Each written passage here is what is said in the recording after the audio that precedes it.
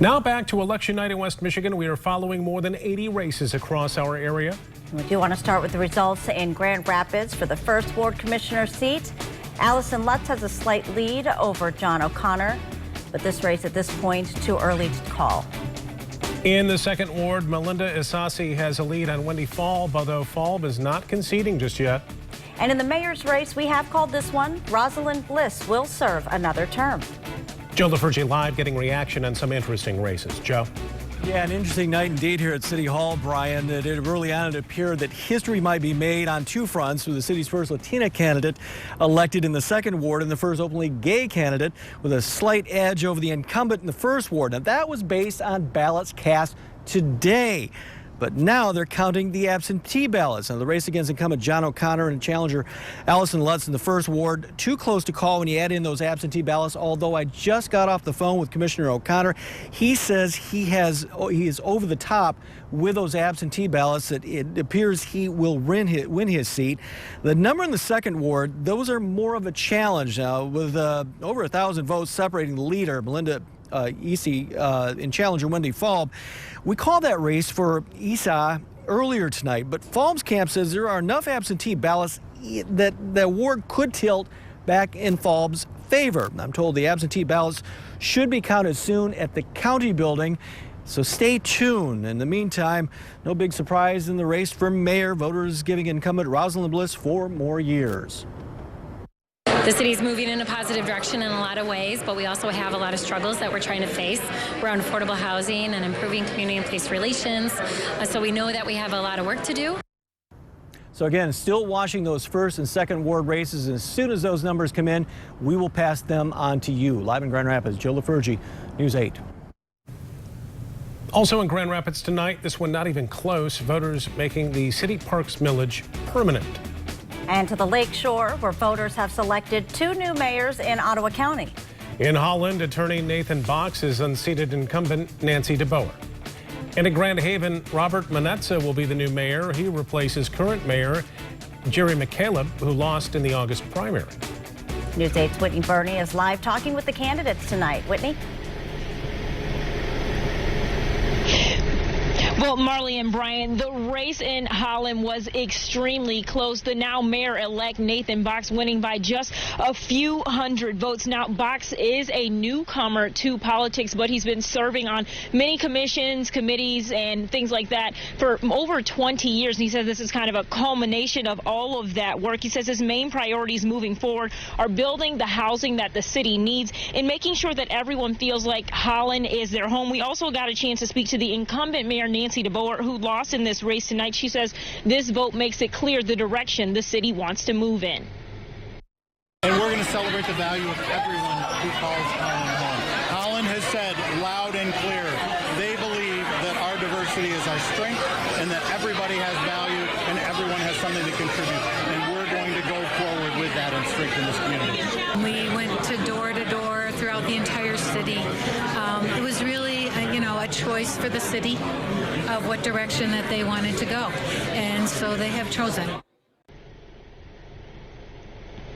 Now in Grand Haven, seasoned city council member Bob Manetza won by an even closer margin. He took this race by about 150 votes over his competitor, Councilman Josh Bruger. We did get a chance to speak with him. You'll be able to hear that sound tomorrow morning on Daybreak. Reporting live here in Grand Haven, Whitney Burney, News 8.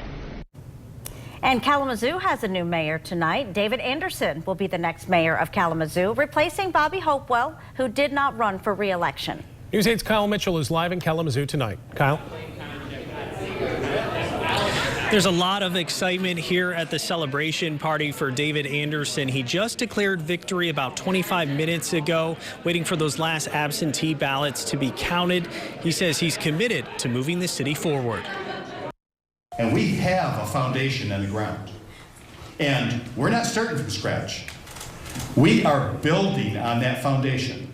And guess what? As we are building, new crews are going to come in. And maybe they'll be the ones who are going to put the shingles on this building.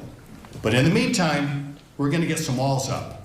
We're going to do the work we do, building on what we've got, and we're going to do a great, great job of that. And the theme of this campaign is building a Kalamazoo that leaves no one behind.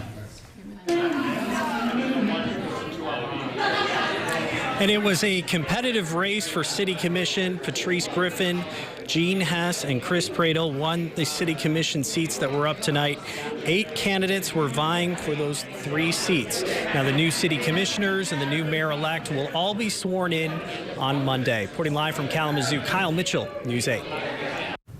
Also in Kalamazoo County, votes are still being counted for the Kalamazoo Regional Education Service Agency millage, but it is projected to pass. It would fund operating costs in the 9 school districts that are part of this agency, allowing more students to be involved in career and technical education.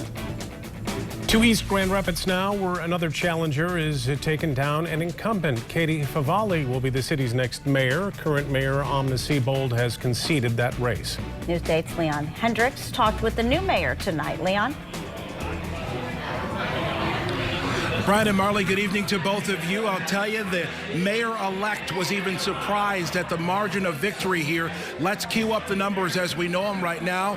Currently, Mayor-elect Favale is leading by more than 60% in the polls. We're told Favale has 61% to the current sitting mayor's 39%. So those numbers are still coming in, but this is quite a victory. Shortly before Mayor Siebold, before 10 o'clock tonight, Mayor Siebold called to concede the race. The group gathered here at the party for the mayor-elect, cheered in excitement. The vote is clearly a call for change, and the mayor-elect says she's ready to bring it. You won by a lot. Yeah. So this is really saying that they want change in the leadership here. What is that change that you think they want and that you think you'll be able to deliver? You know, the biggest thing in terms of change, I don't want change for change's sake, but to just continue to move forward. East Grand Rapids is a wonderful community, but we can always continue to improve, right? And I think the biggest area in which we can improve immediately and right out of the gate is communication and collaboration. And I look forward to doing that with our residents, more communication and collaboration within local government itself, and with the schools. Favale is on the commission here in East Grand Rapids, on the city commission. She had the support of a number of people who sit on the commission. She believes that helped bolster her victory here tonight. She will have to be replaced in terms of her seat in the first ward in East Grand Rapids. That will be done through an appointment process that will take place next year. We are live in East Grand Rapids. Leon Hendricks, News 8. And there are some other big races that we're following for you tonight in West Michigan. In Lowell, the income tax proposal for road repairs failed by a big margin. In Hudsonville, voters easily passing a $140 million bond that will connect the high school and freshman campus and add a new school for 5th and 6th graders. South Haven voters say they don't want recreational marijuana. They approved a measure to ban sales of it in the city. And a big vote tonight on the east side of the state. The city of Flint will have a new mayor. Our Flint affiliate is reporting State Congressman Sheldon Neely has defeated incumbent Karen Weaver. Weaver has gained national attention, leading the city during the Flint water crisis. Neely defeated Weaver by just 200 votes tonight. Our election coverage continues on woodtv.com. You can find complete results from your ballot. And we are still waiting for some races to go final, so we'll have live updates on Daybreak tomorrow morning from 4:30 to 7.